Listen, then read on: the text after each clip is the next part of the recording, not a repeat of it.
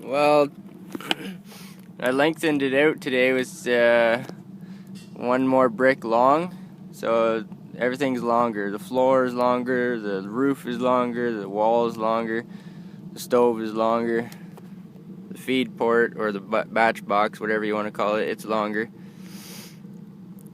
So there's one variation I'm doing today, and I ran out of bricks because to make it longer, so I've only got a small riser section. I call it a quarter section or half section.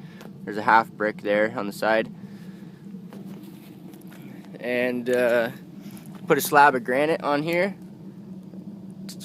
to absorb some of the heat or thermal shock or mass. That can be my mass, I guess. Anyway, another thing I've done is I wanted to have an insulated riser, and I wanted to have a better test, so I put this insulated 6-inch riser on here just for temporary test purposes. Whew, that's hot. I don't know what's going on there, but it's hot. If you look at the shadow, you can see all the heat coming out of the shadow. See it?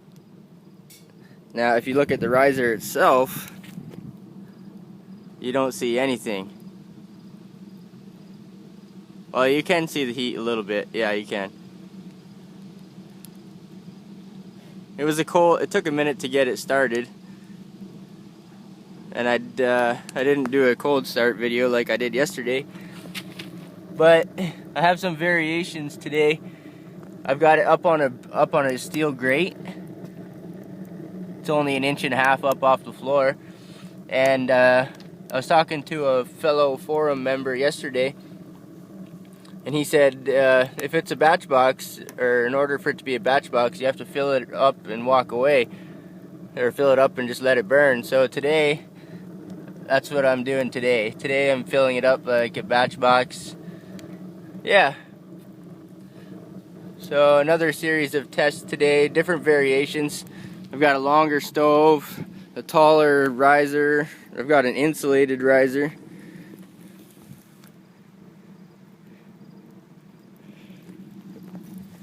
So what else is different?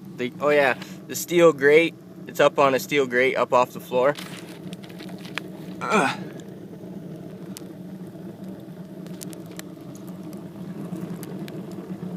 It sounds like it's really going good today. It sounds like super rockety.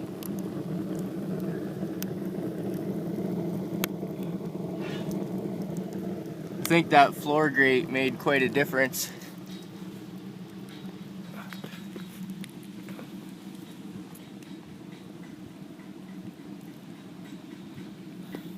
And you can see that it's definitely not airtight. I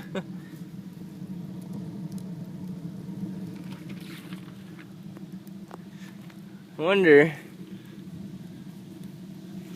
if I clog that off, it doesn't make any difference.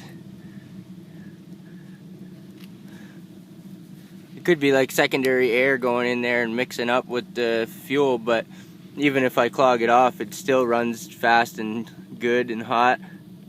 I can still hear it rocketing, so that's not going to make much of a difference. There's a slight gap in behind. I can glue it all together when I'm finally happy with it, when I finally figure out what I want to do. I got high temperature mortar and all that shit, excuse my language. But today's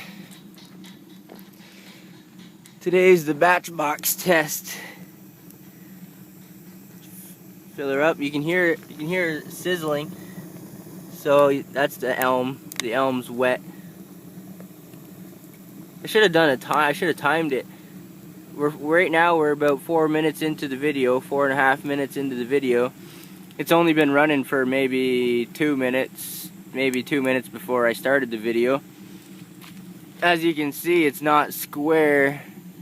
The edges aren't square. It's out of square. I need to, but it's just a dry stack test demonstration. So I'm Normally I would take that stick and move it over, play with it, but since we're in batch box mode, I'm not going to play with it at all. I'm just going to let it go.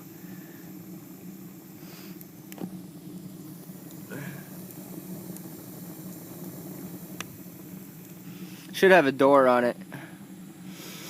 A door with to allow air to come in.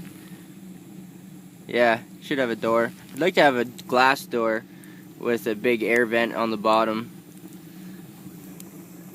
That's the way it should be. Either way, well, a batch box has a door, so that's what I want. I want a door. I want to be able to close it. But you need to have all that rockety air come in too, so it needs to have a big vent either on the bottom or somewhere. It needs to have a big vent in the door. I haven't built a door yet, but that's what I would plan on doing, or that's what I would do.